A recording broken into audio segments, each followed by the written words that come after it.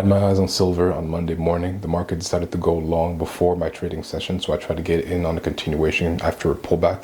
After going long for a little bit, the market decided to reverse and left me basically at break even, so I decided to call it a day and focus on the next day. The market gave sideways consolidations on platinum, NASDAQ, and oil, which I thought were going to break out violently to expand the range. After the breakout of those consolidations, the market would break out and then pull back to stop me out, or it broke out, pulled back to stop me out, and then continue going strongly. So I finished the day on a loss. The market moved sideways on gold on Wednesday and gave me an opportunity to short. My first profit target was actually at the low of the day, which got hit, and then the market started to reverse. After it started reversing, I decided to cut everything and be able to take my money. NASDAQ and S&P made it seem like they were ready to reverse to go back to the low of the week. I waited until the New York Open and news release before deciding to get myself in a position.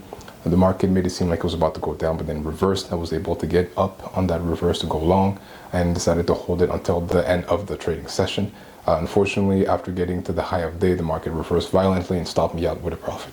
On Friday, there was even more confirmation to my plan that NASDAQ and the S&P were looking to reverse to go back to the low of the week after breaking out of the previous day's high and moving sideways.